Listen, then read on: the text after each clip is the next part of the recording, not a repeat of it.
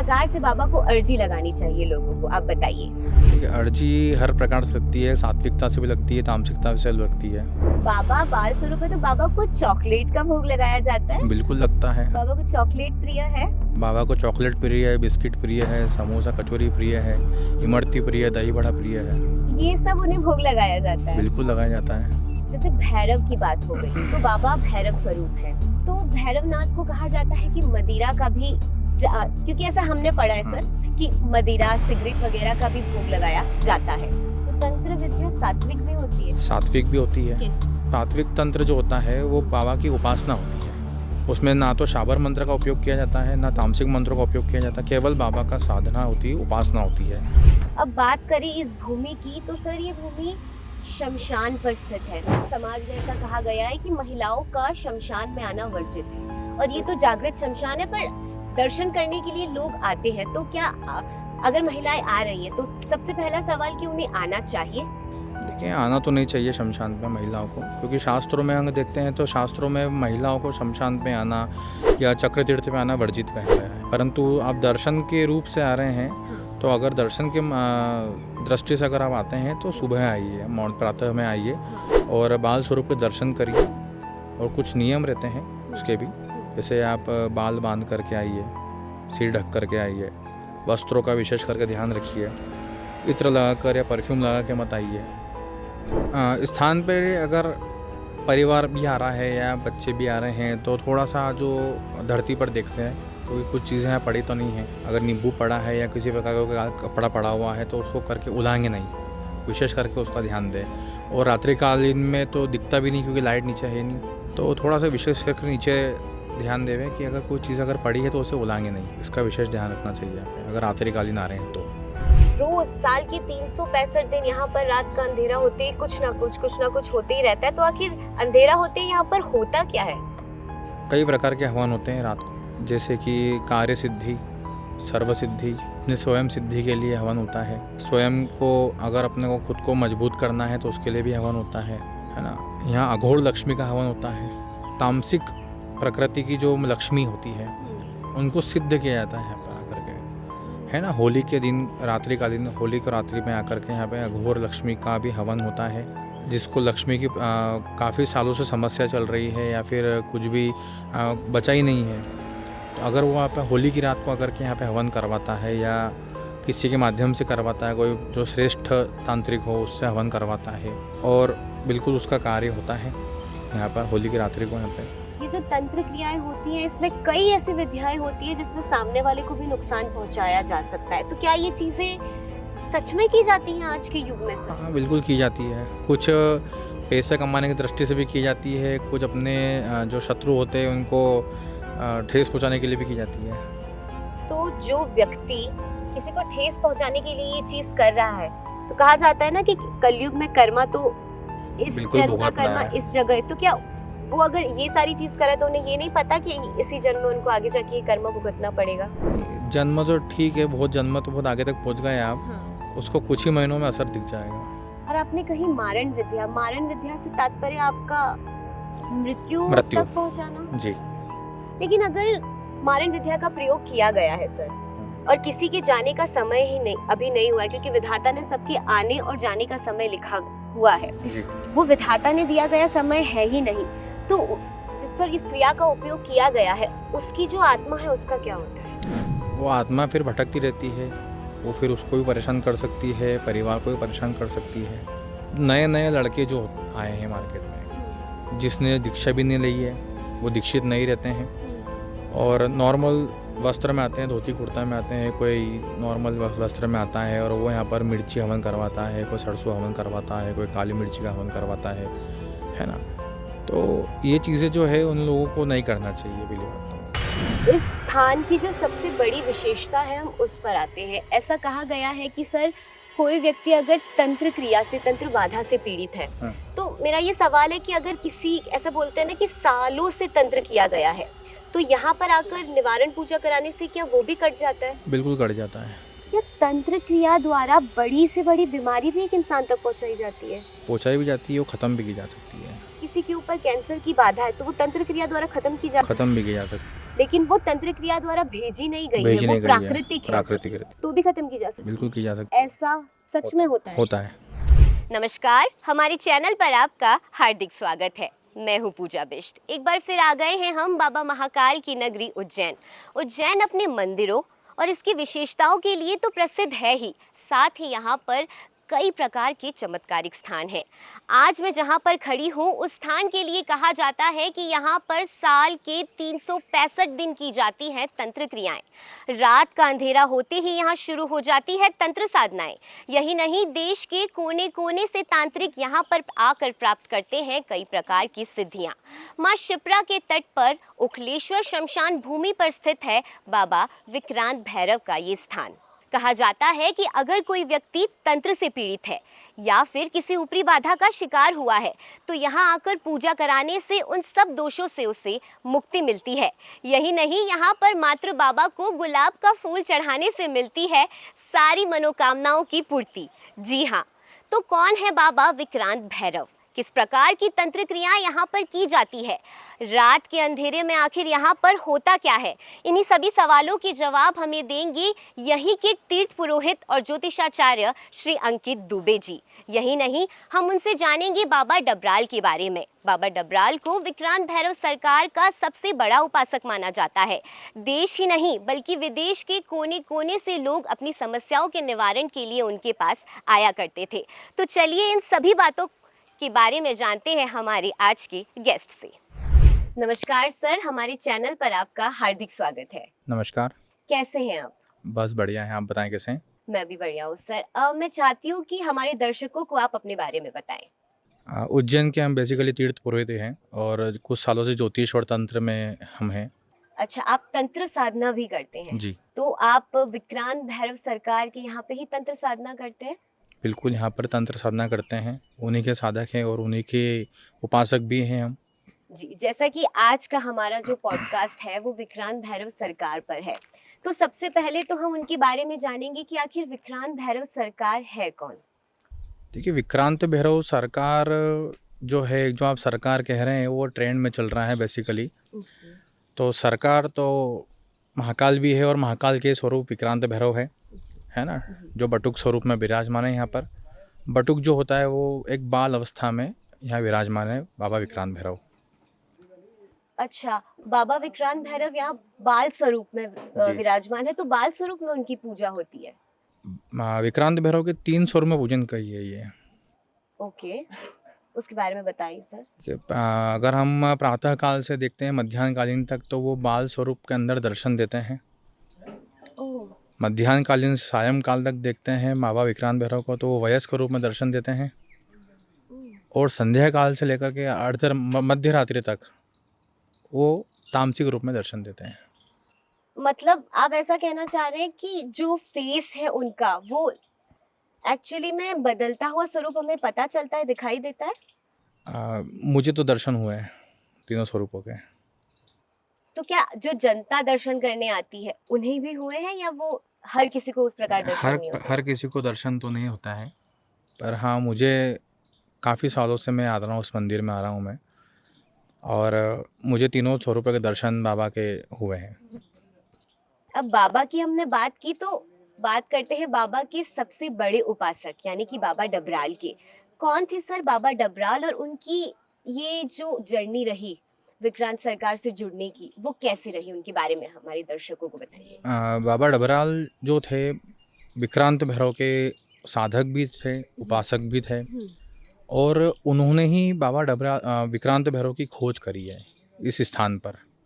उनके द्वारा स्थापित किए गए? नहीं, स्थापित नहीं किए गए हैं, खोज करी है उनकी। तो मंदिर पहले से? मंदिर पहले से था, विक्रांत भैरव पहले से ही थे यहाँ पे, जो कि काफ़ी उनकी साधना करने के बाद में 7 दिनों तक डबराल बाबा ने शिप्रा नदी में इतने पानी में उन्होंने अपने साधना करी है विक्रांत भैरव की। जब जाकर के उन्होंने दर्शन दिए हैं स्वप्न में उनको, और स्वप्न में कहा उन्होंने कि तू मेरी रोज़ साधना करता है, उपासना करता है, तो तुझे उससे क्या लाभ मिला है ना।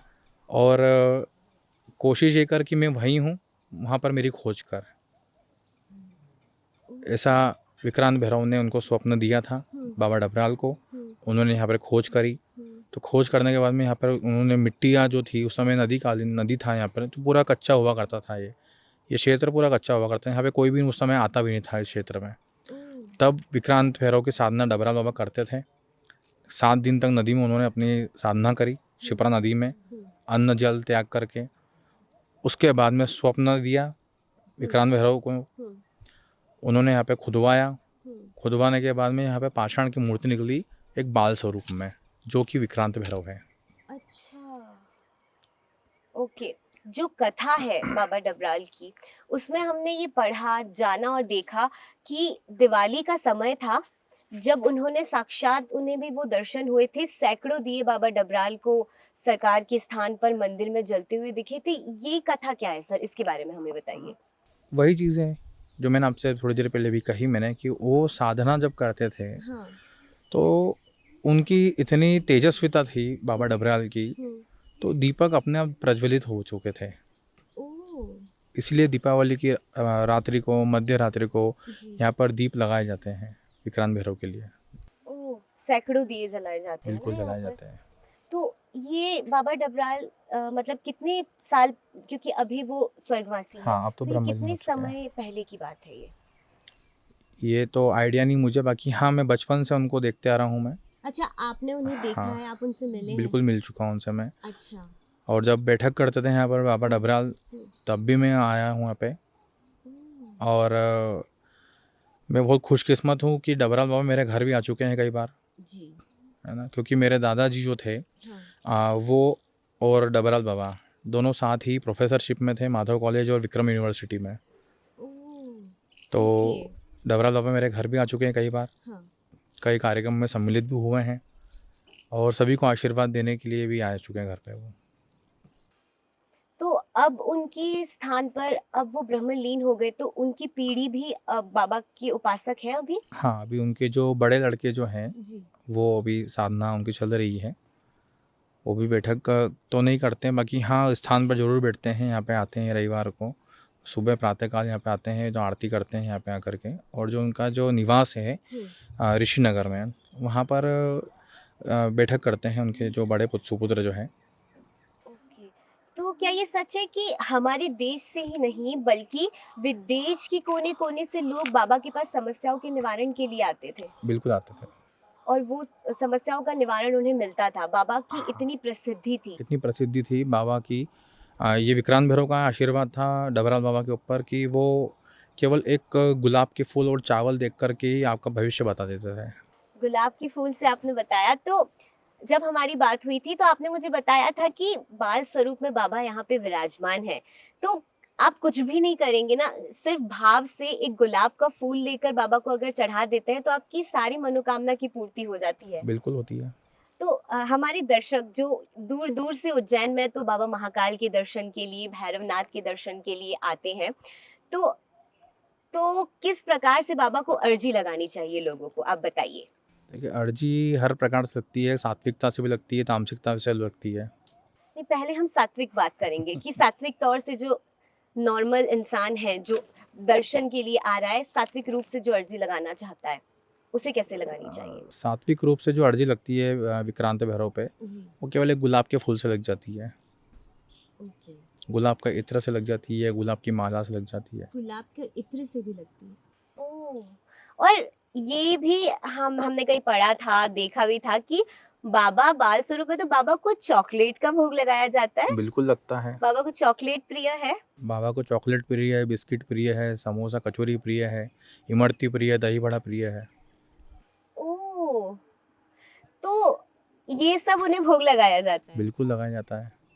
ओके, तो जैसे भैरव की बात हो गई तो बाबा भैरव स्वरूप है, तो भैरवनाथ को कहा जाता है कि मदिरा का भी क्योंकि ऐसा हमने पढ़ा है सर कि मदिरा, सिगरेट वगैरह का भी भोग लगाया जाता है। तो क्या इन्हें भी ये इन सब चीजों का भोग लगाया जाता है? नहीं, बाल स्वरूप में अगर हम जो बालक है, अगर आप एक एग्जांपल देता हूँ आपको मैं, कि अगर 5 से 10 साल तक का बालक है तो क्या उससे हम सिगरेट या मदिरा का पान करेंगे?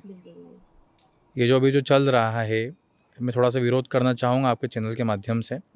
थोड़ा सा किसी को ठेस ना पहुँचे थोड़ा सा, इसलिए मैं थोड़ा सा विरोध करना चाहूँगा इन चीज़ों का। क्योंकि जो अभी हाल फिलहाल जो चल रहा है ना, कि विक्रांत भैरव पे लोग आते हैं। आज से 4 साल 5 साल पहले विक्रांत भैरव मंदिर पे कोई भी नहीं आया करता था, जब हम लोग साधना करते थे बैठ करके, ओके। है ना। तो अभी कुछ समय से जो ट्रेंड चल रहा है, कुछ रील्स देख कर के आते हैं, कुछ यूट्यूब पर देख कर के आते हैं, कुछ अपनी खुद की वीडियो बनाने के लिए आते हैं। तो वो आकर के यहाँ पर बाबा को सिगरेट चढ़ा जाते हैं, मदिरा चढ़ा जाते हैं, है ना। तो वो चीज़ें यहाँ पे प्रतिबंधित है बेसिकली यहाँ पे तो कोई इस बोर्ड, क्षेत्र कोई में। बैनर नहीं लगाया गया? नहीं, ये बोर्ड लगा हुआ था, बैनर लगा हुआ था, सब कुछ यहाँ पे लिखा हुआ भी था। हम्म। बाकी लोग उसको ना मानते हैं। क्योंकि हमारा ये शूट होने से पहले जस्ट मैं बाबा के यहाँ पे गई नीचे, और मैंने देखा कि अभी ये तुरंत की बात है कि जब मैं गई थी बाबा के दर्शन के लिए, तो मैंने देखा कि वहाँ पे बाबा को सिगरेट प्रदान की ऑफर की जा रही है। इसलिए मेरे मन में ये सवाल आया, तो मैंने आपसे पूछ लिया कि ये सिगरेट तो हाँ, देखिए सिगरेट जो है बाबा को नहीं चढ़ती है। तो लेकिन मेरा, आपने मुझे ये बोला कि बाबा को सिगरेट और शराब नहीं चढ़ती है, लेकिन यहाँ पर तंत्र क्रिया या और तंत्र साधनाएं की जाती हैं। होती है। तो ऐसा क्यों सर? उस तंत्र क्रिया और तंत्र साधना में तो बहुत सारी ऐसी चीजों का उपयोग किया जाता है, आप में से भली भांति बहुत अच्छे तरीके से जानते हैं। जो दीक्षित होते हैं जी। जिसने दीक्षा ले रखी है तंत्र साधना की, चाहे वो सात्विक हो या तामसिक हो या वो अघोर हो, ओके।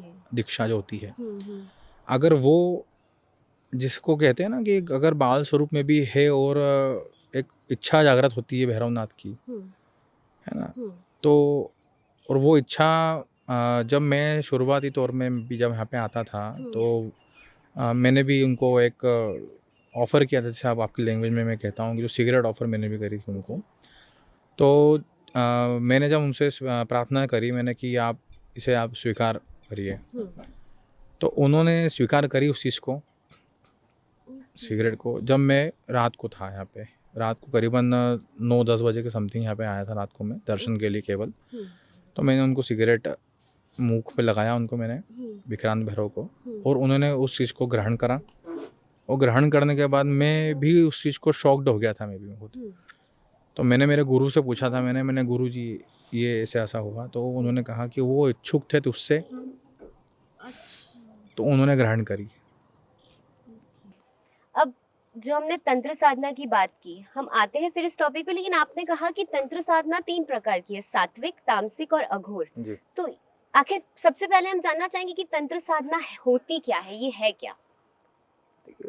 तंत्र साधना जो होती है, अगर शास्त्र के अनुसार हम देखते हैं तो सबसे पहले आता है मंत्र। अगर मंत्रों से काम नहीं होता है तो वे यंत्र काम करते हैं।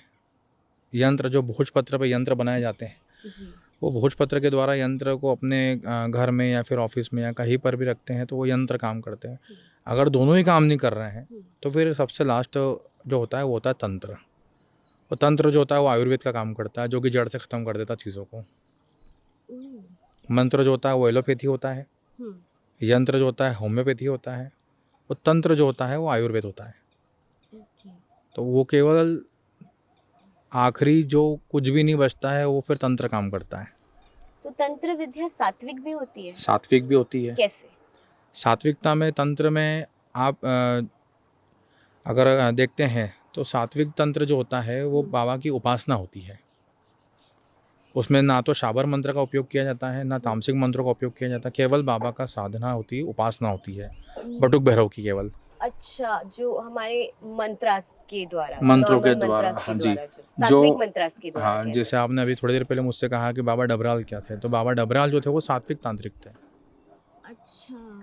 जो उन्होंने केवल बटुक भैरव को प्रसन्न के लिए ही उन्होंने उपासना करी, कई सालों तक उन्होंने उपासना करी। उनके जो गुरु थे, जो पीठाधीश्वर थे, मनीषानंद जी, तो मनीषानंद जी को उन्होंने गुरु बनाया था, और गुरु के आदेश से उन्होंने साधनाएं चालू करी थी विक्रांत भैरव की, बटुक भैरव की, है ना। तो बटुक भैरव की साधना करने के बाद में जो मैंने आपको बताया कि खोज करी, उसके बाद फिर बाबा डबराल ने, विक्रांत भैरव ने उन्हें दर्शन दिए स्वप्न में। उन्होंने फिर यहाँ बैठक चालू करी, और बैठक चालू करने के बाद में धीरे धीरे लोगों की समस्या का हल उन्होंने करा। हर प्रकार से, चाहे वो बीमार हो या जैसे किसी का विवाह नहीं हो रहा हो या चाहे XYZ चीज़ों का उन्होंने यहाँ पे हल करा। इसी स्थान में बैठ कर के जहाँ पर आप जो हमारा इंटरव्यू ले रहे हैं, इसी स्थान में बैठ कर के नीचे विक्रांत भैरव पे वहाँ बैठते थे बाबा विक्रांत डबराल बाबा। और जब भैरव अष्टमी जब आती है, जब बाबा भैरव का जन्म उत्सव मनाया जाता है, तब यहाँ पर काफ़ी जनता आती है, काफ़ी भक्त आते हैं बाबा के दर्शन करने, आज भी आते हैं। जब डबराल बाबा थे तब तो आते ही थे और आज भी आते हैं, और उन्हीं के परिवार के द्वारा, उन्हीं के भक्तों के द्वारा आज भी यहाँ पर सुबह से लेकर के रात तक भंडारा प्रसाद बढ़ता है यहाँ पे भैरव अष्टमी के दिन। तो आपने बताया कि 3 प्रकार से यहाँ पे किया जाता है। पहले सात्विक रूप से पूजा की जाती है जिसमें बाबा की उपासना की जाती है, हाँ, मंत्रों के द्वारा। दूसरा आपने बताया तामसिक रूप से। जी। तो ये तामसिक रूप से कैसे की जाती है? तामसिक रूप से जो साधना होती है, उसके अंदर पहले तो गुरु बनाना पड़ता है, गुरु से दीक्षा लेनी पड़ती है, तंत्र क्रिया की तामसिक दीक्षा लेनी पड़ती है उनसे। कुछ सालों तक वो दीक्षा आपकी चलती है। उसके बाद में आप इन वस्त्रों को, जो मैंने वस्त्र धारण कर रखे हैं, आप देख रहे होंगे, तो जो काले वस्त्र जो मैंने धारण कर रखे हैं, ये मैंने गुरु के आदेश से कर रखे हैं मैंने। जी। तो जो तंत्र साधना करते हैं उनका एक स्पेसिफिक पोशाक कह सकते हैं, जी, आपकी है ये पोशाक है हमारी। ओह, और अघोर वाला जो आपने बताया वो क्या है?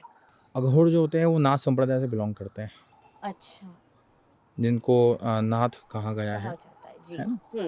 तो अगर देखें आप, जैसे आप बता रहे थे, भैरव जो है, भैरव नाथ होते हैं, जी, है ना? भैरव भी नाथ है, भोलेनाथ भी है, भोले बाबा खुद ही नाथ वो है। खुद ही नाथ है जी, है ना? जी, भैरव भी नाथ है, हाँ जी।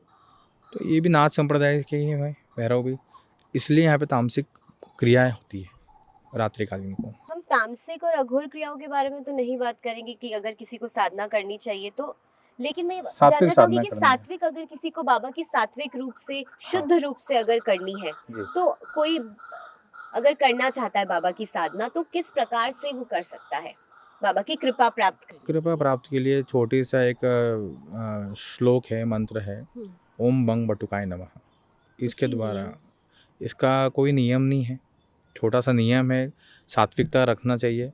जब तक आप साधना कर रहे हैं तो केवल लहसुन और प्याज का त्याग करना पड़ता है। ओके। बस। और अगर कोई गृहस्थ जीवन में है तो ब्रह्मचर्य का पालन उसे करना पड़ता है? हाँ, करना पड़ता है। जब कुछ समय तक ब्रह्मचर्य का पालन करना पड़ता है। जब तक अगर आप साधना कर रहे हैं, या अपने स्वयं के लिए कर रहे हैं, या खुद की सिद्धि के प्राप्त करने के लिए कर रहे हैं, या भैरव को प्रसन्न करने के लिए कर रहे हैं, तो कुछ समय तक ब्रह्मचर्य का पालन करना पड़ता है उसे भी। ओके, तो ऐसा कोई नियम नहीं है कि जैसे संध्या काल में आसन बैठ करके या भगवान की प्रतिमा रख के उस तरीके से, जैसे नॉर्मल हर बार बताया जाता है किसी साधना के लिए, वैसा कुछ नहीं है? नहीं, संध्या काल में तो नहीं करना चाहिए। जो वैवाहिक जीवन में है तो उसे संध्या काल में नहीं करना चाहिए। सात्विकता अगर रख रहे हैं तो सुबह प्रातः काल में पूजन करें, है ना? और 12 बजे के पहले मॉर्निंग में। और तो ये गुरु, ये बिना गुरु के भी इस बिना गुरु का भी कर सकते हैं, कोई दिक्कत नहीं इसके अंदर। अब बात करें इस भूमि की, तो सर ये भूमि शमशान पर स्थित है।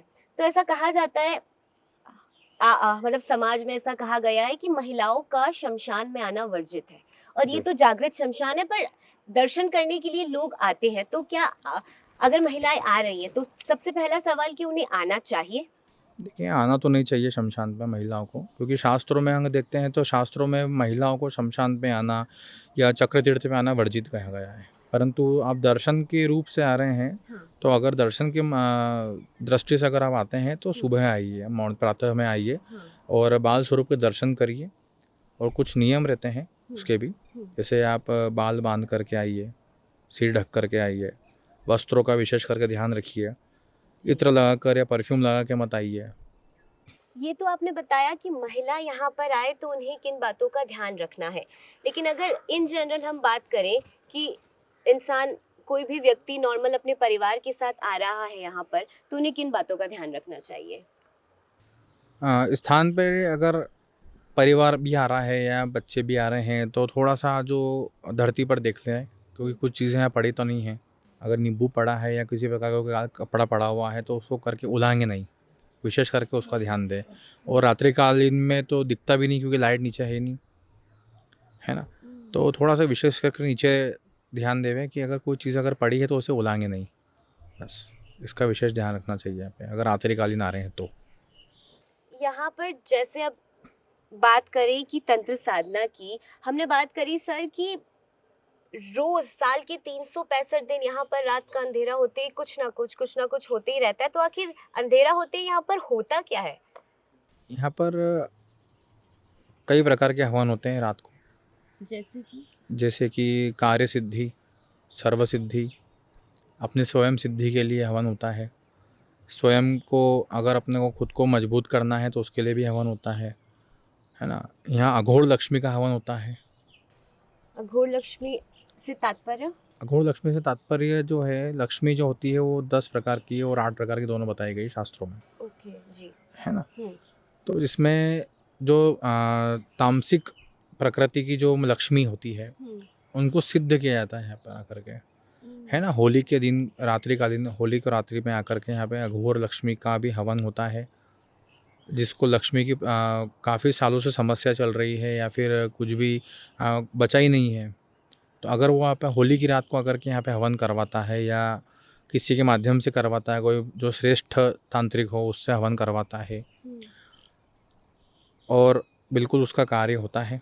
यहाँ पर होली की रात्रि को यहाँ पे अगर मध्य रात्रि से शुरुआत करता है, वो प्रातःकाल अगर अपन करते हैं तो ब्रह्म मुहूर्त तक हुहवन करवाता है, तो होली की रात्रि पे तो खुद की सिद्धि प्राप्त करने के लिए, खुद की सिद्धि के लिए भी होता है और शत्रु विनाश के लिए भी होता है। मेरा सवाल अगला यही था कि ये जो तंत्र क्रियाएं होती हैं इसमें कई ऐसी विधियाएं होती है जिसमें सामने वाले को भी नुकसान पहुंचाया जा सकता है, तो क्या ये चीजें सच में की जाती हैं आज के युग में सर? हाँ, बिल्कुल की जाती है। कुछ पैसे कमाने की दृष्टि से भी की जाती है, कुछ अपने जो शत्रु होते हैं उनको ठेस पहुंचाने के लिए भी की जाती है। तो जो व्यक्ति किसी को ठेस पहुंचाने के लिए ये चीज कर रहा है, तो कहा जाता है ना कि कलयुग में कर्मा तो इस बिल्कुल जन्म का भुगतना कर्मा है। इस जगह, तो क्या वो अगर ये सारी चीज करे तो उन्हें ये नहीं पता कि इसी जन्म में उनको आगे जाके ये कर्म भुगतना पड़ेगा? जन्म तो ठीक है, बहुत जन्म तो बहुत आगे तक पहुंच गए आप। उसको कुछ ही महीनों में असर दिख जाएगा। तो फिर भी वो ऐसा करते हैं? मैंने क्या कहा आपसे, कमाने की दृष्टि से भी करता है कोई। बहुत सारी चीज़ें होती है, मारण होता है, वश्यम होता है और मोहिनी होता है। ये मोहिनी वशीकरण का ही हिस्सा है? नहीं, मोहिनी वशीकरण का हिस्सा तो है, परंतु मोहिनी जो होता है उसको सिद्ध करनी पड़ती है मोहिनी को, और उसका तिलक लगाना पड़ता है, जब जाकर के आपसे आदमी अट्रैक्ट होगा।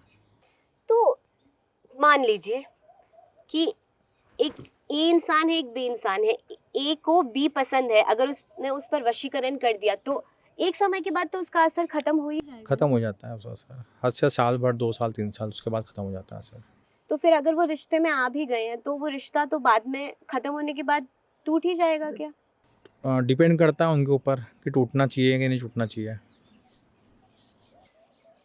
और आपने कही मारण विद्या से तात्पर्य आपका मृत्यु तक पहुंचाना? जी।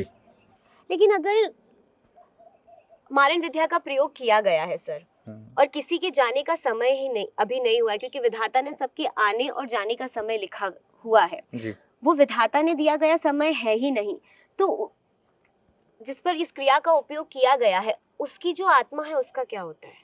वो आत्मा फिर भटकती रहती है, वो फिर उसको भी परेशान कर सकती है, परिवार को भी परेशान कर सकती है, जब तक उसकी शांति नहीं होगी आत्मा की।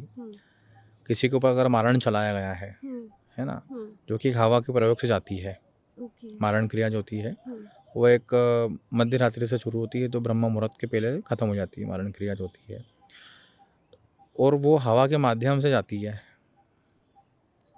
और अगर आपके ऊपर क्रिया, किसी के ऊपर भी एक्सपायर की हो, अगर मारण क्रिया कही गई है, अगर वो व्यक्ति मृत भी हो जाता है या मृत्यु हो जाती है उस व्यक्ति की हो जाती है, तो उसकी जो आत्मा जो बता रहे हैं कि आत्मा का क्या होता है, तो आत्मा जो होती है वो भटकती रहती है फिर वो, अगर उसके समय ही नहीं है तो। पहली बात तो मारण क्रिया किसी के ऊपर करनी नहीं चाहिए, बिल्कुल, है ना।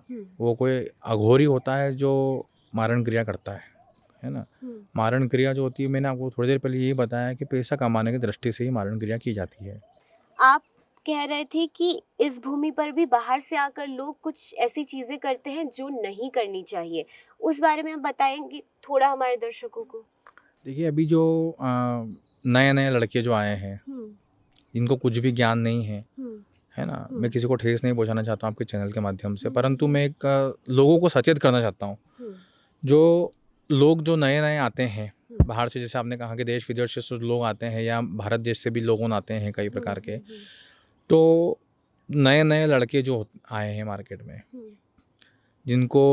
जिसने दीक्षा भी नहीं ली है, वो दीक्षित नहीं रहते हैं और नॉर्मल वस्त्र में आते हैं, धोती कुर्ता में आते हैं, कोई नॉर्मल वस्त्र में आता है और वो यहाँ पर मिर्ची हवन करवाता है, कोई सरसों हवन करवाता है, कोई काली मिर्ची का हवन करवाता है ना।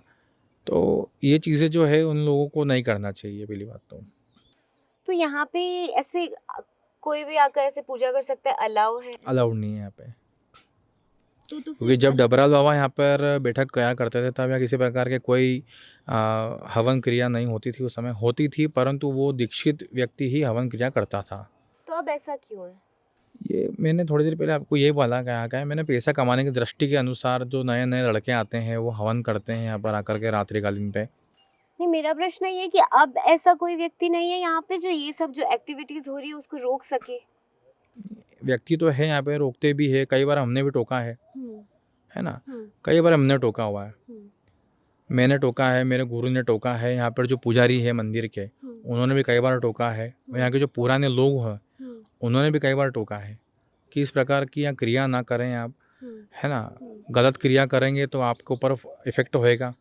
यजमान का कल्याण तो होना नहीं है ना। जो आपका यजमान है या भक्त है उसका कल्याण तो बिल्कुल नहीं होगा। केवल आप उससे जो भी दक्षिणा है, जो भी भेंट है, आप वो ले लेंगे उससे आप, और ना आपका कल्याण होना है और आपके ऊपर वो चीज़ें उल्टी असर हो जाएगी अगर वो दीक्षित नहीं है तो।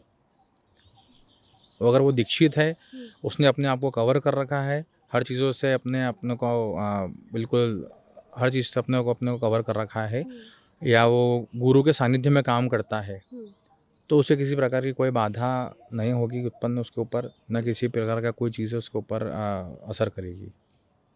इस स्थान की जो सबसे बड़ी विशेषता है हम उस पर आते हैं। ऐसा कहा गया है कि सर कोई व्यक्ति अगर तंत्र क्रिया से, तंत्र बाधा से पीड़ित है, तो मेरा ये सवाल है कि अगर किसी, ऐसा बोलते हैं ना कि सालों से तंत्र किया गया है, तो यहाँ पर आकर निवारण पूजा कराने से क्या वो भी कट जाता है? बिल्कुल कट जाता है। कितना समय लगता है अगर सालों पुराना तंत्र है? कम से कम 30 से 40 दिन का सारा समय लगता है उसको। लेकिन वो जड़ से खत्म हो जाता है? बिल्कुल जड़ से खत्म हो जाता है।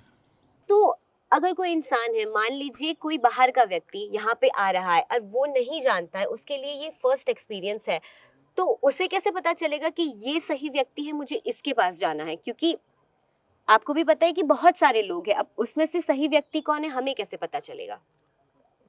इसका तो जवाब मैं आपको दे नहीं सकता हूँ, क्योंकि उसकी तो खोज करनी पड़ती है उस व्यक्ति की, तो ये व्यक्ति कौन सही है कौन गलत है। तो मंदिर की प्रशासन समिति द्वारा या ऐसा कुछ प्रबंधन नहीं है? नहीं, ये मंदिर प्रशासन के अधीन नहीं है। अच्छा जी। ये यहाँ पर केवल डबराल बाबा बैठक किया करते थे उसी समय से, तो वही यहाँ पर व्यक्ति का निवारण करते थे। एक बात बताइए सर कि ज्यादा आजकल लोग इन चीजों को फिर मतलब मानने लग, पहले के लोग मानते थे नो डाउट, बट आजकल भी लोग मानने लगे हैं, लेकिन स्टिल कुछ ऐसे लोग हैं जो नहीं मानते हैं कि ये सारी चीजें होती हैं। अगर किसी के ऊपर कुछ क्रिया की गई है और उसे पता ही नहीं चल रहा है, वो किसी चीज को लेके बहुत परेशान है, तो ऐसे क्या लक्षण है जिससे उन व्यक्ति को पता चले जो इस क्षेत्र के बारे में, इस फील्ड के बारे में बिल्कुल भी नहीं जानता है कि उनके ऊपर ऐसी कुछ क्रियाएं की गई है? ये पता लगाना तो इम्पॉसिबल है वो चीज़ें। वो तो कभी कहीं आता है या किसी जानकार व्यक्ति ने उसको अगर देख करके बता दिया, तो वो उसको मालूम पड़ती है, अदरवाइज उसको कोई जानकारी नहीं होती है। तंत्र क्रिया द्वारा बड़ी से बड़ी बीमारी भी एक इंसान तक पहुंचाई जाती है? पहुंचाई भी जाती है, वो खत्म भी की जा सकती है। खत्म भी? मान लीजिए किसी के ऊपर है तो। अच्छा, नहीं, अगर मान लीजिए कि टचवुड किसी के ऊपर कैंसर ना हो, लेकिन अगर किसी के ऊपर कैंसर की बाधा है तो वो तंत्र क्रिया द्वारा खत्म की जा सकती है? खत्म भी की जा सकती है, लेकिन वो तंत्र क्रिया द्वारा भेजी नहीं गई है, वो प्राकृतिक है, तो भी खत्म की जा सकती है? बिल्कुल की जा सकती है। ऐसा सच में होता है? तो आपने मुझे बताया कि आपके गुरुजी द्वारा आपको 15 दिन पहले एक नया नाम दिया गया है और आप एक तंत्र साधक है, तो आप इस तंत्र साधना में कैसे आए आपको क्या नाम दिया गया, पहले तो आप ये बताइए। गुरुजी ने जो मुझे नया नाम जो दिया है वो तीर्थनाथ नाम दिया है। ओह, अच्छा। जी। और कितने साल पहले आपकी तंत्र साधना में, मतलब आपकी शुरुआत कैसे हुई और कितने साल पहले आपने शुरुआत की और आपकी जर्नी कैसी रही? मेरे 2019 से इस क्षेत्र में मैं आया हूँ मैं। और जो तो मुझे उत्पन्न हुआ अंदर से चीज़ें जो आई सामने मेरे, जो मेरे दादाजी के जो दादाजी थे वो तांत्रिक थे। अच्छा जी, वो आनंदा भैरव के उपासक थे, साधक थे वो, जो कि उज्जैन में। हाँ, उज्जैन में, जो कि राम घाट पे स्थित हम्म, है ना, जो कि अष्टभैरव में आते हैं। अच्छा जी, जी। तो आनंदा भैरव के उपासक थे, साधक थे वो, उनकी साधना करते थे वहाँ पे, क्योंकि उस समय वो भी जंगल हुआ करता था, ये भी जंगल हुआ करता था जब डबरा बाबा यहाँ पे साधना करते थे। और उस समय वो भी जंगल हुआ करता था जब मेरे दादाजी के दादाजी साधना करते थे। अच्छा, जी, तो उनका ये पीढ़ी पीढ़ी से, आपकी। हाँ जी। ओके, तो अगर किसी पे काली विद्या का प्रयोग हुआ है तो आपने भी ऐसे केसेस देखे, आप भी निवारण करते हैं? हाँ, बिल्कुल कर देते हैं कृपा से बाबा की। तो लोग जैसे यहाँ पे सिद्धियां प्राप्त करने आते हैं, आपने भी सिद्धियां प्राप्त की है यहाँ पे? बिल्कुल। अगर आप बता सके और बताना चाहें कि आपने किस प्रकार की सिद्धियां प्राप्त की? नहीं, वो चीज़ें बताई नहीं जाती है, जाती गुप्त होती चीज़ें वो। लेकिन इन जनरल जो लोग यहाँ पर आकर सिद्धियां प्राप्त करते हैं, वो किस प्रकार की सिद्धियां प्राप्त करते हैं? हर प्रकार की सिद्धियाँ होती है, वो तो किस प्रकार से आपको करना है वो डिपेंड करता है व्यक्ति के ऊपर। सर, आपकी अब तक की इस यात्रा में, इस तंत्र साधना में आपने कई प्रकार के केसेस देखे होंगे। आप हमें नाम ना बताएं तो कोई दिक्कत नहीं, बट आप हम उस केस के बारे में बताएं कि तंत्र साधना में आपने इतने खतरनाक और ऐसे कुछ केसेस देखे हैं जो कि एक्सट्रीम लेवल पर किए गए हैं इंसान को बर्बाद करने के लिए। वो एक्सपीरियंस के बारे में हमें शेयर कीजिए।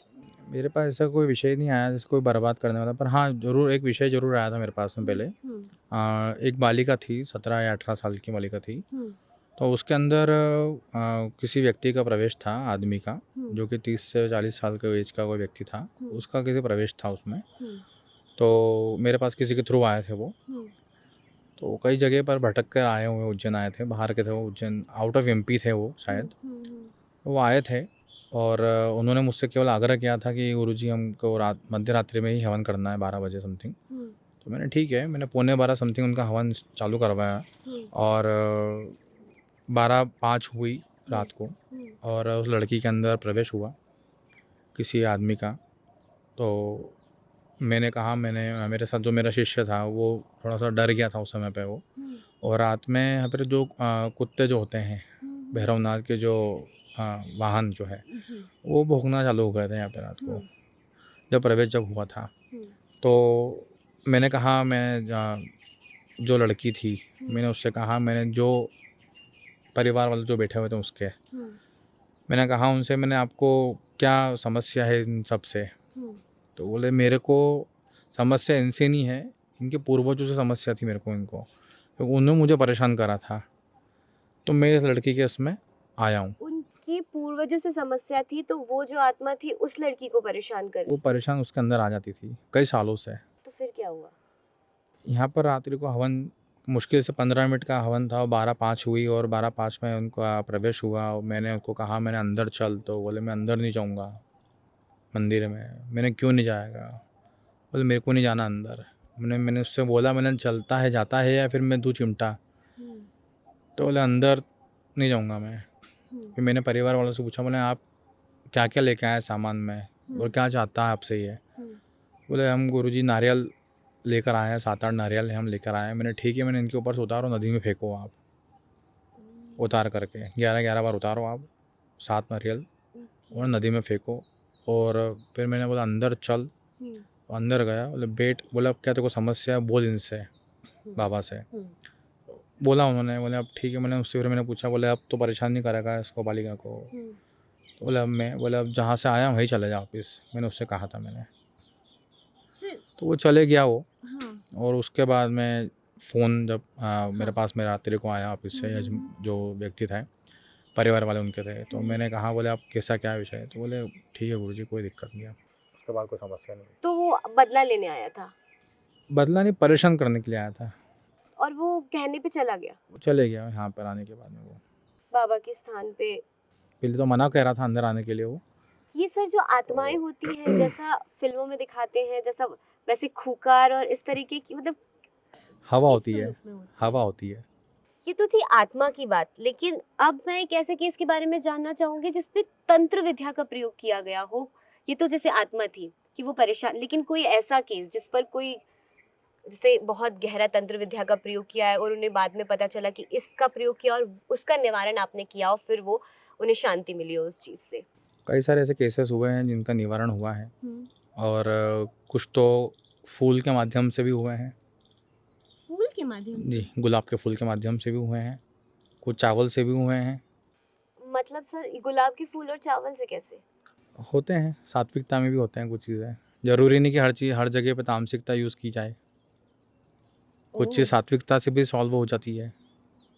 और मेरी ये कोशिश रहती है, मतलब 90% मेरी कोशिश ये रहती है, 80 to 90% कि मैं वो चावल और फूल से ही व्यक्तियों का निवारण कर देता हूँ। आपने एक कोठी का केस बताया था मुझे जब हमारी बातचीत हुई, भले आप जगह ना बताना चाहे, कि एक जगह पर आप गए थे जहाँ पे उन्होंने नई कोठी, नए घर का निर्माण किया था। उसमें क्या हुआ था? चीज़ें रहती है जो गुप्त रहती हैं। अच्छा, मतलब कुछ चीजों का उपयोग किया गया उपयोग था। किया गया था उसके अंदर। हम्म तो उसका निवारण कुछ समय पहले मैं गया था हम्म उस जगह पे, स्थान पर मैं। हम्म तो उनको, जो मेरे यजमान थे, हम्म उनको क्या एलर्जी हो गई थी उस चीज़ से, पूरे बॉडी के अंदर उनको इचिंग टाइप हो रही थी बहुत सारी। तो सडनली मेरे पास फ़ोन आया उनका, जो उनकी मिसेस है। तो उन्होंने मुझसे पूछा, बोले ऐसी ऐसी बात है। मैंने ठीक है, मुझे आना पड़ेगा आपके घर पर। गया मैं, उस चीज़ को मैं निवारण करा। जो मैंने उनको एक कुछ जो मेरे गुरु के द्वारा जो मुझे मंत्र दिया गया है, उसको मैंने करा, और उनको मैंने वो जल पिलाया, पानी, है ना। तो पानी पिलाने के बाद में वो उस चीज़ का उनको निवारण मिला, और वो आज स्वस्थ है हर चीज़ों से। और वो चीज से स्वस्थ है? बिल्कुल स्वस्थ है। अब आजकल हम देख रहे हैं, बहुत जगह देखने और सुनने को मिल रही है कि ये तंत्र क्रिया ऐसी होती है, इस प्रकार से होती है और हमें पता भी नहीं चलता और व्यक्ति के साथ ये चीजें घट जाती हैं। चाहे ये जलन हो, चाहे कोई भी कारण हो सकता है। तो इंसान जिसे इन चीजों का पता ही नहीं है, जैसे आप जैसे लोग हैं या साधक लोग हैं, उन्हें पता है कि हमें आपको अपने आप को कैसे प्रोटेक्टेड रखना है, ये आपको पता है, लेकिन जो आम जनता है वो अपने आप को कैसे प्रोटेक्टेड रखे? प्रोटेक्टेड, सबसे पहली बात तो जो लड़कियां हैं, महिला है, पहली बात तो शमशान को आना नहीं चाहिए, है ना। और अगर आती भी है तो मैंने वो थोड़ी देर पहले आपको ये बताया था कि बाल बांध करके आए, सिर को ढक करके आए, है ना, सात्विकता में आए, वस्त्रों का ध्यान विशेष करके रखें, है ना। नहीं तो शमशान ऐसी जगह है, और जहाँ पर हम बैठे हुए हैं ये उज्जैन का शमशान है, और ये उज्जैन के शमशान में भी जो ओखलेश्वर तीर्थ कहा गया है इसको, जहाँ पर कई प्रकार की क्रिया भी होती है। इन्हीं जागृत शमशान का, जागृत तो शमशान जागृत शमशान का मीनिंग क्या है सर? जागृत शमशान का अर्थात ये होता है कि इसको आपने सवाल जो थोड़ी देर पहले आप लोगों ने सवाल जो किया था कि जो बाहर के जो तांत्रिक जो आते हैं, क्रिया करते हैं, जो अघोर आते हैं, तो ये स्थान जो है, तंत्र जो है, काल की गणना का केंद्र उज्जैन है। काल की शुरुआत उज्जैन से हुई है ना। यहाँ पर राजा विक्रमादित्य के समय से ही तंत्र, और उसके पहले से भी तंत्र चलते आ रहा उज्जैन के अंदर, आज से नहीं है ये। और जागृत इसलिए जागृत हुआ शमशान उज्जैन का कि यहाँ पर हर प्रकार की सिद्धियाँ, हर प्रकार की क्रिया का 100% रिजल्ट मिलता है, इसलिए इसको जागृत शमशान कहा गया है। आपने जब हमारी बात हुई थी कि यहाँ पर अगर कोई व्यक्ति दर्शन के लिए आता है, परिवार के साथ आता है, तो मान लीजिए उन्हें सुबह आना चाहिए, संध्या काल में नहीं आना चाहिए, तो आपने एक बात करी थी कि कभी आप शमशान या ऐसी जगहों पर विजिट करते हैं तो अगर रास्ते में कोई नींबू पड़ा हुआ दिखा या कुछ भी ऐसी चीज दिखी है, उससे आपको दूर रहना है। हाँ, थोड़ा तो बहुत। ये तो इस भूमि की बात हो गई, बट क्या इन जनरल नींबू हो गया, कहीं रास्ते में जा रहे हैं, चौराहे पे भी कुछ ऐसी चीजें करी हुई दिखी, तो उनसे भी लोगों को दूर रहना चाहिए? रहना चाहिए। कुछ चीज़ें वो जो होती है, वो एक उतारा भी होता है। अगर उतारा रखा हुआ है, या किसी ने जैसे वास्तु पूजन के अंदर हम क्षेत्रपाल का पूजन करते हैं, है ना, जो गृह वास्तु पूजन जो होता है, गृह प्रवेश होता है, उसके अंदर क्षेत्रपाल का पूजन किया जाता है। क्षेत्रपाल अर्थात भैरव, है ना, जो भैरव का पूजन जो होता है, तो भैरव को एक उतारा रखा जाता है और पत्तल के अंदर हर प्रकार के 5 प्रकार की मिठाई रखी जाती है। भैरव का एक दीपक रखा जाता है सरसों का तेल का, वो उतारा होता है, वो चौराहे पे जाकर रख देते हैं। तो उससे क्या होता है, वो भैरव उसको ग्रहण करते हैं। और उस अगर चौराहे पे अगर जैसे हमने कहा थोड़ी देर पहले नींबू वगैरह पड़ा है या कुछ भी पड़ा रहता है, तो उसको उलांघना नहीं चाहिए। पहली बात तो वो चीज़ जो होती है, वो उस पर अगर किसी ने कुछ भी क्रिया करी हुई है, वो उसको फेंका, नज़र उतारी है किसी भी चीज़ की, घर की नज़र हो या दुकान की या किसी ऑफिस की हो, तो वो अगर हम पटक देते हैं ज़मीन पे, तो वो उतार करके ज़मीन पर, तो वो नज़र जो रहती है, वो नज़र अगर आप उसको उलांघ लेते हैं तो नज़र आपके ऊपर लग जाती है फिर वो चीज़ें। सर आपने नज़र की जैसे बात की, तो हमारे दर्शकों को नज़र उतारने के कुछ उपाय कि घर पे वो बैठे हैं और उन्हें लग रहा है कि उन्हें नज़र लग गई है, तो किस प्रकार से घर बैठे वो नज़र उतार सकते हैं? छोटे सी उपाय है, छोटा सा उसका है ना, खड़ा नमक और राई से आप अप डाउन करके नज़र उतार सकते हैं 27 बार। मतलब एंटी क्लॉकवाइज क्लॉकवाइज नहीं, नहीं, उसमें खड़ा, उसमें बिल्कुल तो वो अप इंसान खुद डाउन भी में। उतार सकता है नहीं, या स्वयं फिर नहीं उतारता, किसी को उतराना पड़ती और है। फिर उसका क्या करें? उसको चौराहे पर जा कर के आप फेंक सकते हैं और घर पर आकर के थोड़ा सा पानी अपने ऊपर छिटक लीजिएगा, ताकि वो आपके ऊपर रिटर्न नहीं आए। तो वो रिटर्न भी आता है। रिटर्न भी आता है।